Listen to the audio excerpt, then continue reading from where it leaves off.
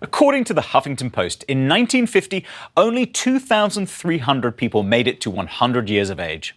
By 2050, it is predicted that over 3 million will reach the 100-year milestone, and most of them in good health. With this longer lifespan, experienced professionals are choosing to delay retirement and lengthen their careers. Some are even opting out of retirement altogether. This can be by choice or necessity, all of which increases the gap between the youngest and the oldest workers.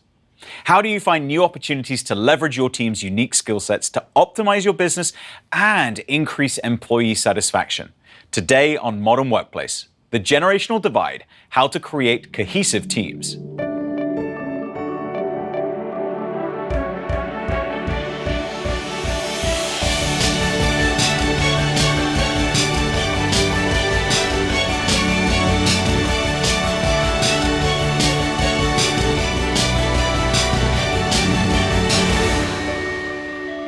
For the first time in history, we have 5 distinct generations comprising today's workforce, according to Forbes. From Gen Xers and Millennials to Baby Boomers and beyond, this unprecedented number of generations can greatly impact the success of your organization. How can you ensure that your multi-generational teams are collaborating and communicating effectively? Today, learn how you can get the best out of each individual and maximize productivity. We are delighted to have 2 guests to discuss this topic today. First, Forbes 30 Under 30 Chief Operating Officer of web-based home improvement marketplace Porch.com, Asha Sharma. She will share insights into how to successfully run an organization through empowering integrated and diverse teams. Also joining us today is an expert on multi-generational workforces who has consulted with more than 1,500 companies, Hayden Shaw. He will share tips from his new book, Sticking Points, to help you bridge the generational gap and unite workers. Thank you both for being here. Thanks for having us. So Hayden, I thought we'd start off a little bit with the theory, and I want to dive into why having these multiple generations is maybe something that people have to think about. But before we do, could you give us a brief rundown of the different generations? So you've got the traditionalists, people who are 70 and older, and then the baby boomers. You've got Xers who are 35 to 51, 52, right around in that range. And then the millennials, now into 33, 34, depending on where you cut it off. So traditionalists, boomers, Gen Xers, millennials, and then an unnamed generation. No one agrees on what the name of the next one's going to be. All right, so we have a little bit of an insight there. Why does having these multiple generations make a difference versus, say, the 2 or 3 that people have been used to for the last 50 years? Wait your turn. For hundreds of years, we've handled generational differences by saying, wait your turn. But now that we live 30 years longer, wait your turn's broken, and that's why the multi-generational issue is big for the first time. All the generations have to play in the same sandbox now. We are serving homeowners across America, and we're serving small businesses across America. And so generations represent our customers. And so we want a diverse workforce to actually know how to cater to our customers and to stay relevant to our customers. And so generational differences and similarities and just understanding them now is not only an asset for us, from our team, but also for how we reach our customers. And tell me a little bit about the journey that you've been on with, Porch as you've grown. Have you actively worked on integrating the millennials with, say, a traditionalist or what have you? So I think inadvertently, yes. But so Porch is unique in that it has kind of 2 cultures that are noticeable aside from the overarching one. We have a technical culture, which is more seasoned, and they've worked at different larger corporations, smaller corporations. They have a lot of experience. And then we have our customer operations, which tend to be sales and support. And the majority of those folks we've hired right out of school. And so they have less perspective. They're highly ambitious. It's their first job. And so you can see how that plays out in just how we have to communicate to the company, how we motivate them, and expectations around promotions and things like that. And is it sort of never the twain shall meet between the younger generations and the older generations, or those 2 distinct parts of the company? I think that I think in the worst case scenario, you could see the culture developing that way. We have made an active effort to hire and create values around the intermingling of those 2 generations. And communication-wise, we do a lot to not just segregate them. And so I think the values and the mission unites the team, and so we don't see that as much. But of course, it's something that we're always thinking about. So it's interesting, you've tried to foster an inclusive versus an us versus them. Totally. Hayden, is there any commonality in terms of companies thinking, oh, we'll treat our boomers this way and our millennials this way, versus a more sort of Porch.com approach of, hey, we're going to try and integrate where possible? Yes. The more typical response is to say, well, hey, we don't either have a problem or let's just leave them alone and figure out how to motivate each distinct generation. There's some interesting research that the average person spends only 40 minutes a week with somebody of a different generation unless you intentionally do something about it. So generations is the most common segregation. And so doing things to intentionally get people talking to each other is really the secret sauce. So we'll just have to fist bump over your ability to get that. Getting them to talk, creating bridges breaks down that natural differences. And where have you seen success? Like, what's worked in the companies that you've worked with? What works is, there's a number of companies that have tried it and have discovered that if people can start talking to each other about why they think differently, then the whats don't get in the way as much. When we focus on the whats, here's what millennials are like, or here's what Xers are like, or here's what the new generation's like. When we focus on the whats, then people tend to get the energy, the frustration goes up. When we focus on the whys, people relax and go, oh, I wouldn't do it that way, but that's cool. Having those bridge conversations can make a big impact. Why versus what? Why versus what? And what can you do to foster a why conversation versus a what conversation? First thing we got to do is just acknowledge it. Very practically speaking, if we don't talk about generational things as generational things, then we talk about them as other things. I know these young people, they're just always on their phones. They can't make eye contact. They have no social skills. They can't communicate. I've heard that no less than 2.3 billion times. On the other hand, you ask millennials and they'll say, oh, it's that generation that can't communicate. They know the phone, they know email, and that's all. So final question before we need to take a break. The top generational sort of sticking points that you may have seen, observed, and we'll obviously talk more, about them when we come back. Hayden? By far, the number one is work ethic, 4 times more than any other topic. Communication, we've already been talking about. Loyalty. Around the world, people say, what do we do to get millennials to stay? And so interesting, when you say work ethic, there's a perception of traditionalists or boomers that millennials don't work as hard, or vice versa? Vice versa is the nuance to it. Just like there's a stereotype that the older generations can't use technology, there's a stereotype that the older generations are the hard workers and the younger generations are not, but that just depends on the culture you're in. So really, it seems like stereotypes, is the big sticking point. Everywhere. I would agree. All right, well, fantastic. We're going to be talking more about that when we come back. After the break, our guests will show actionable tips to help your organization bridge the gap. But first, we want to hear from you. What are the greatest challenges you face managing a multi-generational team? You can join the conversation on Twitter by using the hashtag MWNow. Up next, we're going to be looking at a key new technology called Microsoft Teams that is going to help connect people like never before.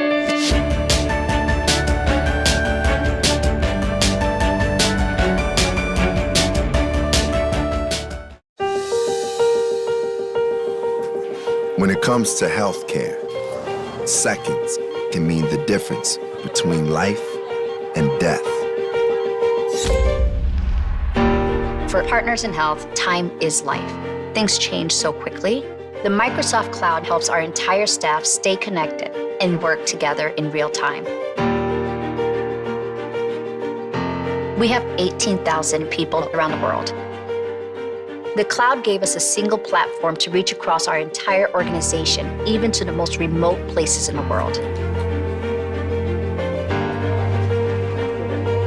We're saving time and money. And every dollar we save is making it to the field to help those that need it. The ability to collaborate changes how we work. What we do together changes how we live.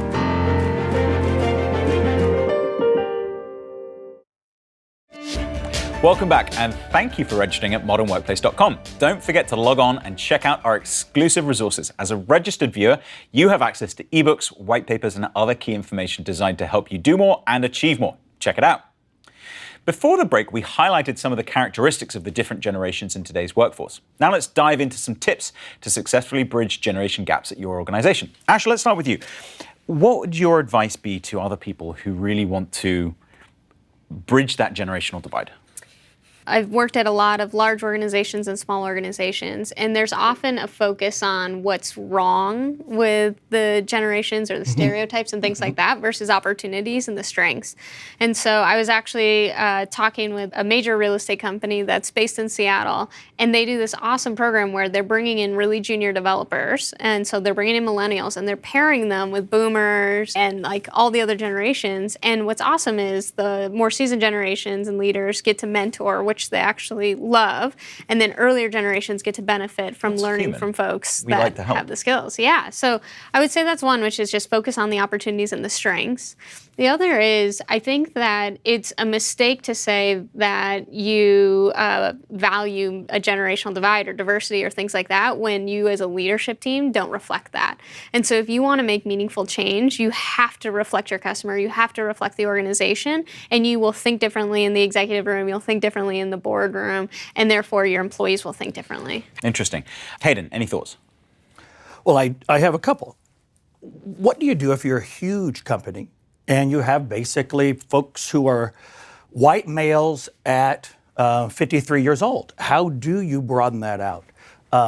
Inevitably, the question that comes up when people sort that through is, all right, but what about experience? 3 things to say on that, to get really tactical. Number one, what's your market? I love what you said. What is your market? You don't have a millennial retention problem if you can't get millennials to stay. You have a millennial marketing problem if you can't get millennials to stay. And so that's the first. What's your market? Does your board match the diversity of your market? Secondly, what are the curveballs that people have to be able to hit? I think the millennials are the most educated generation in history, and most of them can hit a 93-mile-an-hour fastball just like that. There are curves that come with experience and with time. Can you identify the curveballs you have to have competencies in hitting, and how soon can people demonstrate the competencies to hit those curveballs? When they can demonstrate those competencies, then they're ready for leadership. And what's your market, and what are the curveballs? I think that cuts through almost all the log jams that people have about, well, they're too young to be in an executive position. I understand you have a methodology that you use with companies. Could you explain about it? You bet. 5 steps. We've already talked about the first one, acknowledge. We simply acknowledge the topic so we can start talking about generational differences. Secondly, focus on the why, not the what, or appreciate the differences. And that automatically leads into flexing. We begin to solve problems by saying, well, if you prefer this and we prefer that, why can't we do it this way? And then you move into leveraging. We don't think about generations as problems. We think about them as opportunities to leverage those strengths, reach more markets. And finally, about half the sticking points need to be resolved because you can't flex enough. You have to finally come to a resolution for how we'll approach it. And we kind of cut the differences and make a decision on how we go forward. So it's not enough just to be flexible. Like, what's the difference between that flex and the final sort of compromise? Flexing are the differences where you can just say, now that I understand, why don't you work from home 2 days a week and you can come in and we'll provide you the mentoring you need. That's flexing. Resolving, I worked with a plant in Texas that decided they'd handle music by having rock on one day, Latin on another, country and western on another, and silence on a fourth, and it just meant everyone was unhappy 3 out of 4 days a week. Sooner or later, we just got to pick something, or it actually makes things worse to overflex. Got it. So acknowledging, focusing on why, flexing, leveraging, and resolving. You got it. I very much believe that in order to actually go through this process, you can't do it at scale for 200,000 people or 100,000 people or 50,000 people. You need to really figure out how to create isolated missions and objectives and cultures and autonomous sets of organizations to actually go figure that out and work the way that works best for them, because they will have a different mix. They will have different problems. So to generalize across a large enterprise is a mistake. Generation Y, the millennials, often called Generation Y, are actually Generation WHY. You give them a Y, and they actually put up with authoritarian leadership styles more than any other generation if there is a clear why. And values are the clearest of all whys. They work across all generations. Hayden, Asha, thank you so much for being here today. Thank you. We wanted to show you how this kind of generational collaboration works in an enterprise business. So we are taking you inside one of the leading marketing communication brands who consistently ranks among the world's top agency networks, JWT.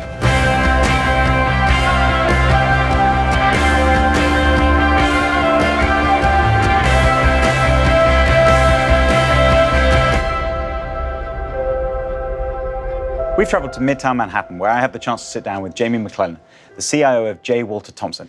Jamie, tell us a little bit about the company. So J. Walter Thompson is a global marketing communications agency. As Tamara Ingram, our global CEO, would say, we're 152 years old, working hard to move at the speed of culture.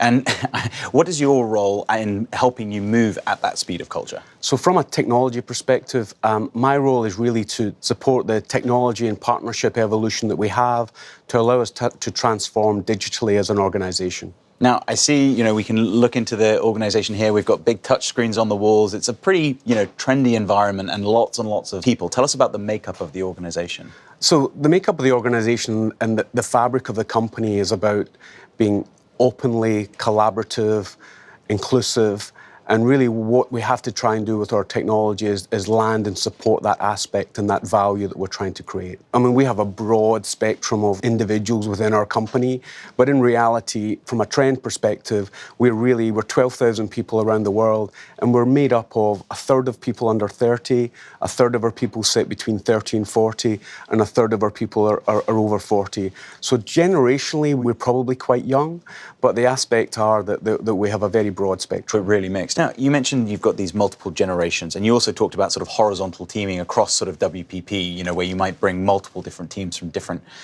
partner agencies together to work on a customer. What is some of the technology you use to help empower those teams?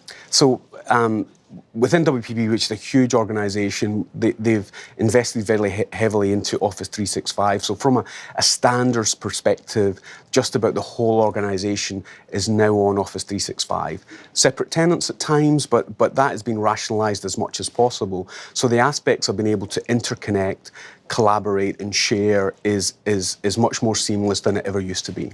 And what has the experience specifically been with Microsoft Teams? So from a Teams perspective, that's something that we've been beta testing here in J. Walter Thompson, and I think we've seen a real positive response from it, because what we saw was that certain aspects of our organization were naturally migrating to other tools outside of the Microsoft suite, and we've really seen Teams as something at almost at the right moment in time to be able to say to that part of the organization here, come back in here, leverage something that has a much slicker interface, but at the same time a much deeper integration to the other components of our technology that they were already using. And how have the end users reacted, to that? Because sometimes, if IT sort of comes in, puts the kibosh on sort of like, hey, but this is my cool new tool that I've got, why do you want me to do this? What have people's reaction been? Generally, I think they've been positively surprised that it's already very robust, that it has a great user interface, and they're really asking for more. They're desperate to understand where the mobility option will be. They really want to see more integrations available than exist today, and we know that will be an evolutional aspect, but the fact that they're asking for more means that they want to get more out of it. They're not walking away. And do you see that as common across the generations? Because interesting when I talk about, to some customers about collaboration software, maybe 10 years ago, they would say, hey, give me my Office and, then don't touch it, and don't mess it up. Whereas what I'm hearing is people saying, hey, this is great. What about this? What about this? What about this? Yeah, and you're probably going to end up with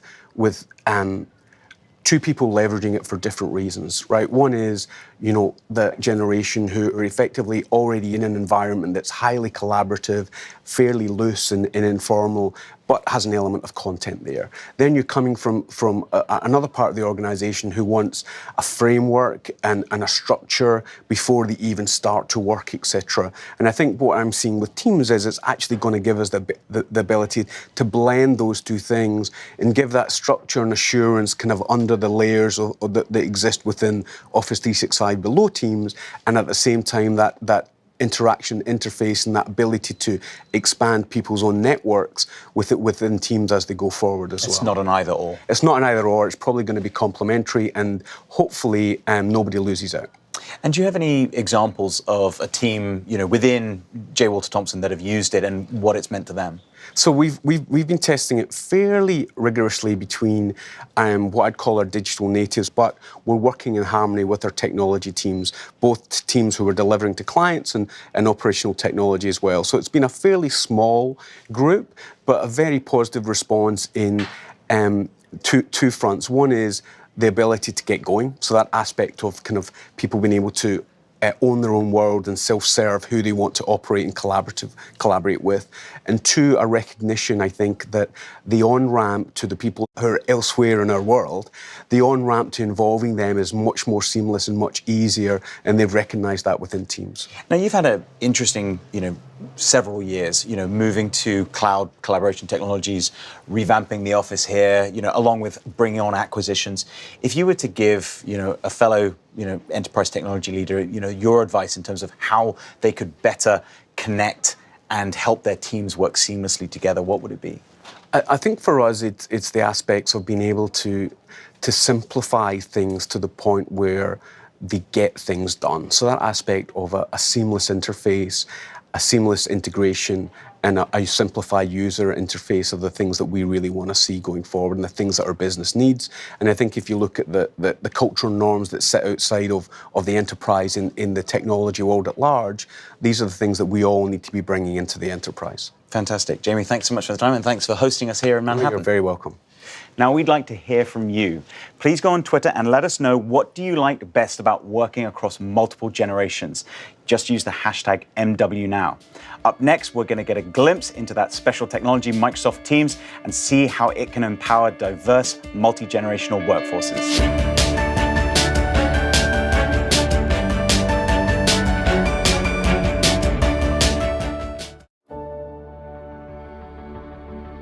Every individual is different, and so is the case with every team. As we think about productivity, we think about people and teams of people and what they can achieve and accomplish together. It's core to our mission of empowering every person and every organization on the planet to achieve more. There is no universal tool for teams, but rather a universal toolkit that we call Office 365. And today, we're adding a new tool and an experience to Office 365. Microsoft Teams, a chat-based workspace. Microsoft Teams delivers on 4 core promises to create a digital workspace. Chat for today's team, a hub for teamwork, customization options, and the security that teams trust. Teams is an entirely new experience. It brings together people and conversations and content. Teams is going to be huge. It's going to be big. With persistent chat, they can see anything that's transpired while they were away. It really has snowballed. It really become viral across our collaborative environment. So customer service is central to what we do as an airline. And that means giving them the right set of tools to be able to service customers in the best possible fashion. We can use this to increase productivity and creativity. It's that cockpit which I think is going to change the team experience. This is an experience that truly empowers every team.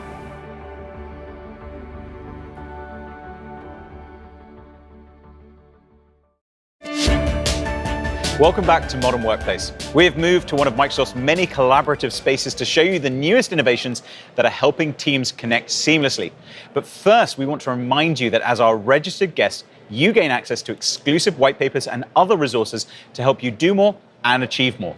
This month, as a registered guest, you will receive our latest ebook dedicated to explaining how your organization can leverage a multi-generational workforce. Now, today we're going to be looking at a key new technology called Microsoft Teams that is going to help connect people like never before. To help me showcase Microsoft Teams is Alison Payne from the Office Marketing team. Alison, thanks for joining us. Happy to be here. Now, first and foremost, tell me what Microsoft Teams is. So Microsoft Teams is a chat-based workspace. So it's one place for all of your teams to collaborate, to have one-on-one conversations, to have team conversations, to share files. So really that one workspace for collaboration. Now, I know it's part of Office 365, which is how you get it, but I have a question in terms of like, look, you've got Outlook for email, you've got Yammer, and now we've got Teams. Are we just creating another thing for the sake of having somewhere to go for a slightly different sort of communication? Great question. So the Office 365 collaboration suite we're building is designed to have different options for different work styles. So we know that teams collaborate in different ways. There's teams with internal and external team members across the globe. And so really what we created with the collaboration suite is different options for different types of work styles. Okay, and you use this in your daily work. How is it fitted in for you? So I start my day looking at Teams. So this is the one place where we're tracking projects and I'm working with a lot of the groups that I work with. And so I come in the morning and I check Teams to see the conversations that are happening, what I need to follow up on. Now that's an interesting, observation, because I think a lot of people, the first thing they do when they pick up their phone or get in the office is fire up, Outlook and look at mail. Mm-hmm. How do you balance between those two things? There are some one-to-one communications that I have on email that I will continue to have on email, but really for a lot of the bigger projects, say the Microsoft Teams product launch, we're using Microsoft Teams to enable that project. So I go in and I check Microsoft Teams to also understand what's going on with the project. So it's a both. It's not an or. Yep. And why we have different products is some people will use either or, but you can also use them together. All right. Well, let's. You've got this demo account. You're playing the role of Katie Jordan. What are you going to show me here? Yeah. So this is Microsoft Teams, and we're going to start by jumping into Teams. So in this tab, you have all of the different teams you're a part of. So there may be different teams for different groups, and then within your team, there are different channels. So different work streams within a team. So this is interesting. If you look at this, we've got this printer launch team, and then you've got a support help desk. Those sound like two very different sorts of teams. A printer launch, which is a moment in time where you're launching a product, versus a support help desk, which is an ongoing sort of function. So this is, Teams or Microsoft Teams is working across moments in time as well as ongoing. That is correct. Yeah. So you can have a team where you're just doing one project and then you'll end the project, or ongoing, if this is the best way for your team to work, you can continue to collaborate through Teams. Okay. And then each of these tabs has this same sort of activity feed. Yep. So you can go into each of your different channels where you see the different conversations happening around each of these work streams. Interesting. Now, what are these? I see the little thumbs up and the sort of the bookmark. What are those? So thumbs up, you can like a post. Similar to Facebook.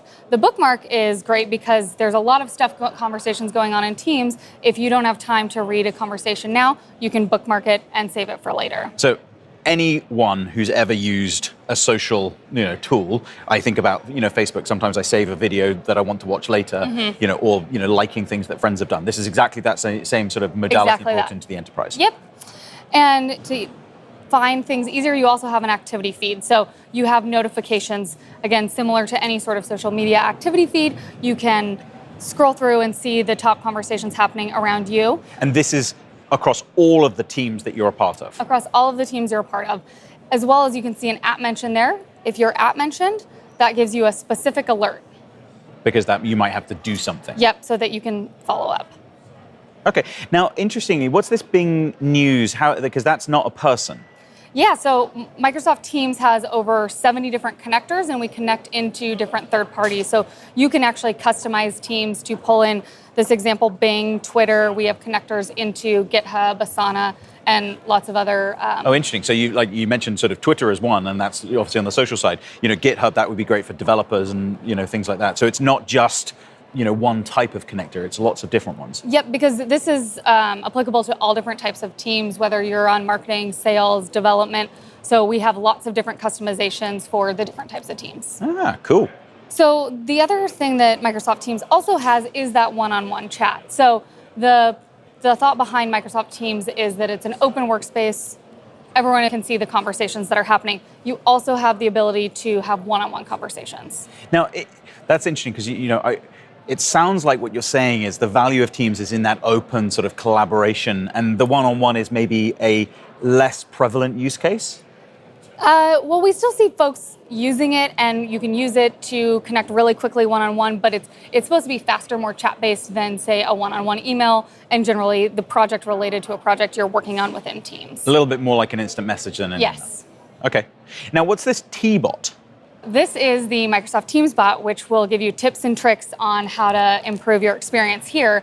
But you can also leverage the Microsoft Bot Framework to build your own. Oh, interesting. So you can customize, like maybe using one of those 70 sort of plugins as well. Correct. Ah, interesting. Okay. Yeah. There's also integration with Office 365, and that's the great benefit of being part of Office 365. So if we look at our tabs across the top, we can actually add in other Office applications to access right within Teams, such as Planner or Power BI. And I'll show you Power BI in a moment, but I want to highlight the other great thing about being part of Office 365 is you get the security standards that Office 365 comes with, so multi-factor authentication, and also the compliance standards. So, for example, HIPAA in the United States for healthcare organizations. Awesome. All right, now you're going to show me the Power BI. Yeah, so jump into our tabs, and under More, we find Power BI. And we've seen Power BI on previous modern workplaces, and this is just standard Power BI, just surfaced in Microsoft Teams. Surfaced in Microsoft Teams. In addition to integrations with Power BI, you can also store and share all of your files here. So if you're working on a project, you get all of the files related to that project in one place, also powered by SharePoint. Got it. So these don't just live in an island, these are actually hosted in SharePoint. Correct. That makes sense. Again, that's another nice sort of tie-in with Office 365. Exactly. So the other great integration with Office 365 is with Skype. So say I want to start a new conversation with someone, I can start a conversation, or if I want to chat with them immediately. But this is kind of cool. So you've done this sort of the @ sign. So, and it's linked in with Active Directory and it knows who's in your organization. It's prompting you for suggestions. Correct. And the suggestions, it knows you and it knows who you kind of work with. And is this using the Office Graph? It is. So that's another great way that Microsoft Teams ties into the Office 365 story overall, is it is a part of the Office Graph. Yeah, because you might have like tens of thousands of people in your organization, but it knows that Molly is, more likely the person you want to chat with. Correct. And so if I decide that I actually just need to chat with her quickly via Skype, I can hit the video button and we can actually choose to meet now. And So this is using Skype? This is using Skype. And you can see your contact list here, see if someone's available, and you can actually invite someone directly from Microsoft Teams. Awesome. In addition to being able to initiate meetings this way, you can also schedule meetings. Got it. So you can do ad hoc meetings, but then you can also schedule ones. You can schedule meetings directly here, and it also pushes to Outlook. So Again, so it's not an island. It's not an island. You'll schedule a meeting in Teams, and it'll push to your Outlook. Awesome. So those are the main features of Microsoft Teams. Earlier in the show, we spoke with Jamie, the CIO over at J. Walter Thompson, and he was talking about how it's been interesting bridging between parts of his organization that are very accustomed to using these sort of web tools and other parts that are more structured, that might have previously used email. What's been your experience there? We still use both. We are still using email, but this feels like a more real-time workspace. This really is where I work on specific project groups with cross-functional teams where we're having to manage a lot of different workflows, a lot of different files. This becomes our source of truth, as well as an easier way you aren't getting bombarded with emails, but this is an easier way to check and be able to bookmark things or see where you're mentioned and be able to pull out specific conversations relevant to you. Alison, thanks for joining us. Thank you so much for having me and letting me share Microsoft Teams. Not at all. Now, if you'd like to know more, just head to the link below. What do you want to see on future episodes? Please share with us now on Twitter using the hashtag MWNow. Speaking of future episodes, join us on Tuesday, the 13th of December, when we talk to top industry specialists about why innovation alone is not enough, but the follow-through is what is key for your organization's success and bottom line. I'm Alex Bradley. Until next month, here's to making your business work better.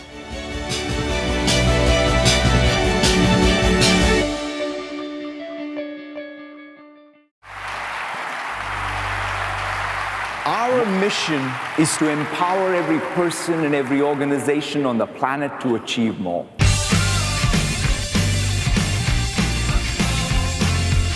Technology can shape growth. Help us be more agile.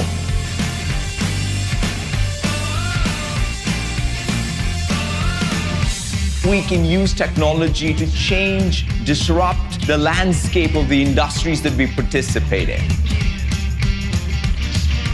Building technology so that others can build technology and make things happen.